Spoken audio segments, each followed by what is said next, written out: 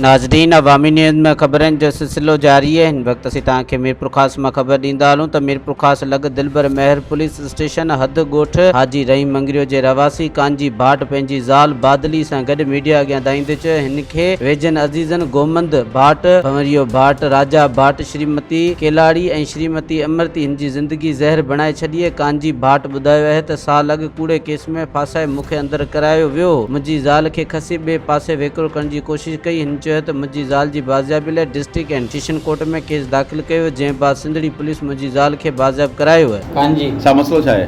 मुंहिंजो मसलो मुंहिंजी माई मूंखां तक़रीबन साल अॻु मूंखां ज़ोरी कसे वठी आहे। केरु?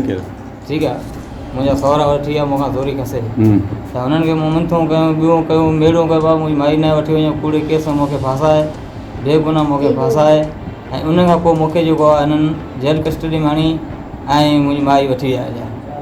ठीकु आहे, पोइ मूं इंतज़ारु कयो ख़ासो टाइम, मूं हिन वक़्तु ताईं शादी कोन कई। मूं कयो इंतज़ारु हिन जो, नेट माई मुंहिंजी पाण भॼी आई मूं वटि, भॼाइण में त पोइ पाण भॼी आई, मूं कराई कोर्ट करण सां माई मुंहिंजी मूं वटि थी अची वई। हाणे केरु धमकियूं थो ॾे?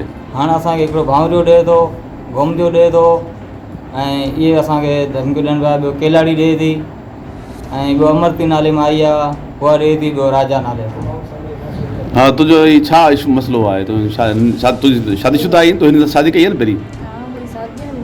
पोइ हाणे छा मसलो थियो आहे? न हाणे छा मसलो आहे? धमकियूं ॾिए थो? केरु? अच्छा अच्छा। मज़ीद खबरों और तफसीलात के लिए विजिट करें हमारी वेबसाइट www.awamiNewsHD.com।